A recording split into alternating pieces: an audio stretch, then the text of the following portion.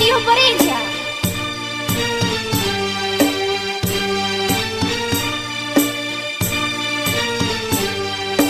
सैया के हमारा धैले बभूत के करा से कहीं हम आपन दुख राजा के खरा ना होला। सखी राती के मूस बलमू के खरा ना होला।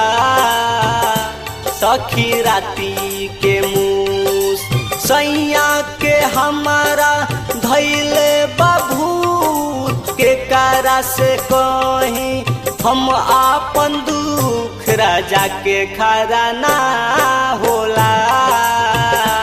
सखी राती के मूस बलमू के खरा ना होला। सखी राती के मूस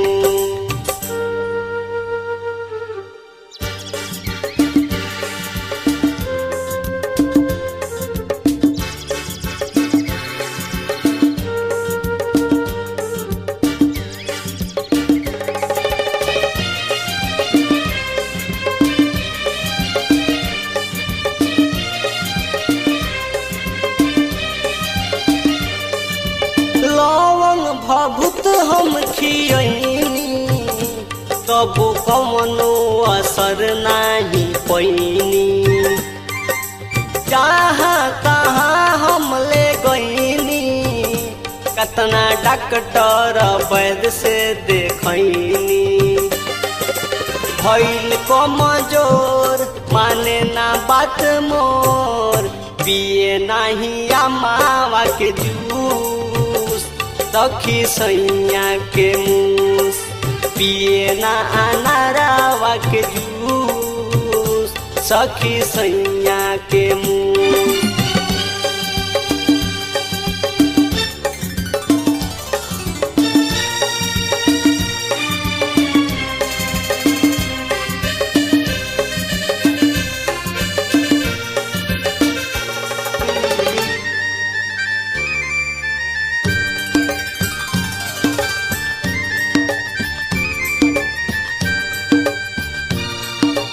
ऐसन मरद मिलल नहीं बुझेला दिलवा के दर्द।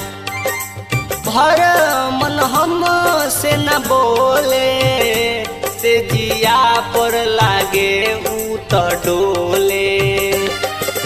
कर देला मन थोर ए सखी सैया मोर पिए नहीं अमावा के जूस। सखी सैया के मूस पिए नहीं अमावा के जूस। सखी सैया के मूस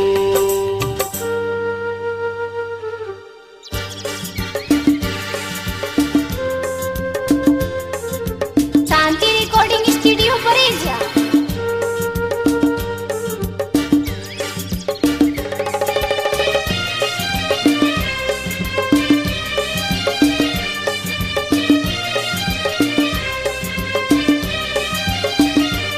सुनी मंटू दीवाना के बतिया सखी धक धक धड़केला छतिया। अगुआ बिपिन कैले धोखा रोज शिवो धावा टिकावेला मौका।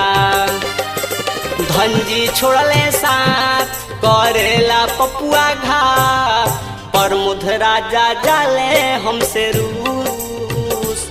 सखी सैया के मूस पिए नहीं अमावा के जूस। हमारा भतरू के मूस पिए ना अनारावा के जूस। हमारा राजा जी के मूस पिए ना मौसमिया के जूस। पिए ना जवानिया के जूस।